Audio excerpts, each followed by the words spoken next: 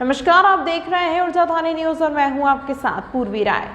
Singrauli NCL के जयंत एवं दूधीचुआ परियोजना के विस्तार को लेकर चल रहे भूमि अर्जन की प्रक्रिया में बीते दिन एनसीएल द्वारा जारी बुकलेट में शासकीय भूमि पर बसे लोगों को उपेक्षित करने पर एनसीएल की भेदभाव नीति के विरोध में बुधवार को आधा सैकड़ा महिलाओं ने एनसीएल मुख्यालय पहुंचकर प्रदर्शन किया। यह सभी महिलाएं अध्यक्ष, प्रबंधक, निदेशक बी साईराम से मिलने पर अड़ी रही, परंतु सीएमडी के जिले से बाहर होने की जानकारी मिलने पर उन्होंने एनसीएल प्रबंधन के राजस्व अधिकारियों के साथ वार्ता कर ज्ञापन सौंपा।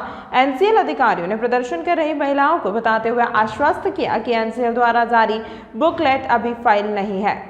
बुकलेट में संशोधन करते हुए सभी वर्गों की बात को ध्यान में रखा जाएगा। महिलाओं द्वारा एनसीएल सीएमडी के नाम सौंपे गए ज्ञापन में बताया गया है कि शासकीय भूमि वन भूमि एग्रीमेंट के भूमि पर घर बनाकर निवासरत परियोजना प्रभावित परिवारों को भी उचित प्रतिकर विस्थापन, पुनर्वास एवं पुनर्व्यवस्थापन लाभ दिलाए जाने व प्रमाणित बुकलेट के माध्यम से इसकी जाँच साझा किए जाने की मांग की गई है। अभी सभी जारी बुकलेट में शासकीय भूमि वन भूमि अनुबंध की भूमि पर बिना किसी धारणा अधिकार के घर बनाकर निवासरत परियोजना प्रभावित परिवारों को समावेशित नहीं किया गया, जबकि परियोजना प्रभावित परिवार पिछले कई वर्षों से शासकीय जमीनों पर मकान बनाकर और मेहनत मजदूरी, नौकरी या छोटे मोटे काम धंधे करें अपनी आजीविका को चला रहे हैं। हम लोग ने अपने पूरे जीवन भर की कमाई अपना आशियाना बनाने में लगा दिया। जयंत एवं दूधीचुआ परियोजना के विस्तार में हमारे आवासीय भवनों का भी अधिग्रहण हो रहा है, किंतु इस बुकलेट में ऐसे कुटुंबों को मिलने वाले प्रतिकर विस्थापन, पुनर्वास एवं पुनर्स्थापना लाभ को समावेश नहीं किया गया है। आर पॉलिसी 2012, मध्य प्रदेश आदर्श पुनर्वास नीति 2002 एवं राज्यों की पुनर्वास नीतियों में विस्थापित कुटुंब की परिभाषा में ऐसे कुटुंबों को समाहित किया गया है व उनको मिलने वाले प्रतिकर तथा पुनर्वास एवं पुनर्स्थापना लाभों का स्पष्ट उल्लेख किया गया है। इस मौके पर मुख्य रूप से राजेश गुप्ता, रंजीत ठाकुर, उषा साहू, करुणा विश्वकर्मा, सुशीला सिंह मौजूद रही।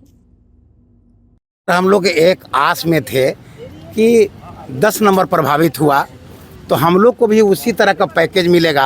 वहाँ 8.5 लाख का भी सर 54 लोगों को चेक आया, वही सरकारी ज़मीन में बसे हुए थे, उन लोग को 54 लोग को 8.5 लाख का पैकेज मिला है। घर का अलग मिला है सर, हम लोग आस में। लेकिन जब ये लास्ट 3 तारीख के बुकलेट हम लोग देखे एनसीएल के द्वारा जो प्रसारित किया गया, उसमें सर हम लोग का नामो निशान नहीं है सर कुछ। हम लोग विगत 40 वर्षों से रोड, लाइट, पानी सुविधा सारी सरकार दी है। ऐसा नहीं है कि सर हम लोग जो है टैक्स देते हैं, कभी भी नोटिस नहीं हुआ सर कि हाँ तुम लोग यहाँ से भाग जाओ, हट जाओ। हमको शासन प्रशासन नगर निगम के द्वारा, कलेक्टर साहब के द्वारा कभी नहीं किया गया प्रताड़ित कि आप लोग सरकारी में बसे हो। हमारी सारी सुविधा दी है, रोड लाइट एकदम चकाचक, पानी की व्यवस्था है, दोनों टाइम जो है झाड़ू लगता है सर, हर चीज़ सुविधाएं। हम लोग ऐसा नहीं कि गुजर बसर करने आ गए कहीं से भाग पड़ोस के। हमारे बच्चों का एक एक कतरा सर, एक एक लम्हा यहाँ का LKG से लेकर के हमारे बच्चे आज कमाने खाने लायक हो गए सर। और इस तरह से हमको बेघर करेंगे तो हम लोग कहाँ जाएंगे? हम लोग जहाँ से आए हैं सर, कहीं से भी आकर के यहाँ बसे थे, अब वहाँ भी कुछ नहीं रहा और यहाँ उजाड़ देंगे। 1-2 लाख जिस तरह से मुआवजा की बात कर रहे हैं सर, 1-2 लाख से ज़्यादा किसी का नहीं बनेगा। ठीक है, हमारा 2 लाख 4 लाख बन जाएगा। उन बेचारे को जो आदिवासी हैं, एक झोपड़ी बना करके उसका 30,000, 40,000, 1 लाख बन जाएगा। कहाँ ज़मीन लेगा, कहाँ कैसे? मांग है सर यही कि हमको मकान के बदले सर कहीं व्यवस्था, और उसका या तो मकान के बदले जो मुआवजा पैसे होता है वो दे दें, हम कहीं बना लेंगे सर। हमको मकान हर हालत में चाहिए सर।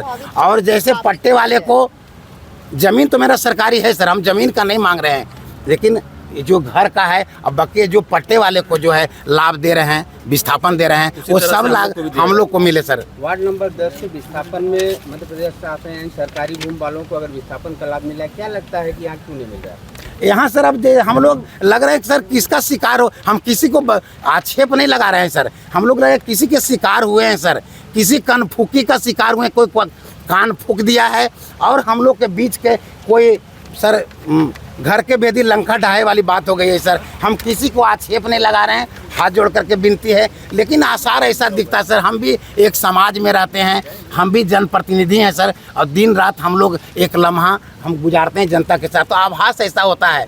हम किसी को नहीं कहेंगे किसी ग्रुप को, किसी गुट के, लेकिन हमको आसार ऐसा दिखता है कि कोई ना कोई तो घर का बेदी लंका ढा रहा है सर, जो इस तरह का माहौल आकर के बताता है पूरी बात। और लगता है कि कहीं नहीं तो ये गरीबों का ही गला मचोड़ो, इसी में भलाई है। सभी के हाथ में कागज दिख रहा है, क्या है कागज में, कहाँ जा रहे हैं कागज? ये डायरेक्ट हम लोग सीएमडी साहब से मिलना चाहते हैं। कभी मौका ऐसा नहीं मिला सर कि आप लोग भी झुग्गी झोपड़ी वाले, एक बार हम जा रहे हैं मीटिंग में या कहीं जा रहे हैं तो मौका मिले, कभी नहीं मिला सर। तो हम लोग ललायित हैं, हम लोग किसी तरह का हल्ला हंगामा करने नहीं आए। हम लोग एक टक उनसे बात करना चाहते हैं सर कि जो वो बात करते हैं किस तरह से बात करते हैं। हम लोग भी झुग्गी झोपड़ी वाले उनसे थोड़ा सा मिल करके इन महिलाओं के साथ, देख लीजिए घर की बहुएं हैं, बुजुर्ग हैं, सभी लोग आए हैं, सबके आँख में सर आंसू है कि हम कहाँ जाएंगे सर बस करके। अगर उजड़ गए तो किस तरह से हम बच्चों को पाल पाएंगे, कोई साधन नहीं है सर। यहाँ तो कम से कम झुग्गी झोपड़ी कहीं पर असियाना 200-400 नौकरी करके आ जाते हैं तो कम से कम बच्चे को पाल लेते हैं। अगर अभी उजाड़ देते हैं सर तो हम लोग कहाँ जाएंगे।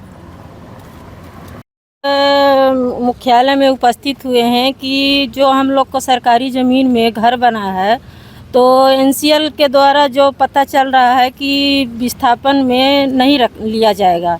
सरकारी ज़मीन वालों को, जो पट्टाधारी हैं उनको विस्थापन दिया जाएगा और सरकारी ज़मीन वालों को प्रभावित किया जाएगा। तो ये बताइए, हम लोग 40 साल 25 साल जो जैसे रह रहा है तो उसको विस्थापन नहीं देगा, और जो 4 साल 3 साल से पट्टे की ज़मीन लेके रह रहे हैं उनको विस्थापन दे रहा है।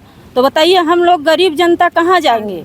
पट्टे वाले तो आज यहाँ बनाए हैं तो कल वहाँ बना लेंगे, लेकिन गरीब जनता जो है तो कहाँ जाके बनाएंगी और कहाँ बसेगा? ये बताइए। हमको एनसीएल से कुछ नहीं है, जो पट्टे वाले को दे रहे हैं वही सरकारी ज़मीन वालों को दे, बस। हम ना आगे लड़ाई लड़ना चाहते हैं ना कुछ नहीं, हमारी यही मांगे हैं, बस हो गया। अभी आप एनसीएल मुख्यालय में आई हैं, किससे मुलाकात करना है? हमको सीएमडी साहब से डायरेक्ट मिलना है और किसी से नहीं मिलना है। खबरों में फिलहाल इतना ही। बने रहें ऊर्जा थानी न्यूज़ के साथ।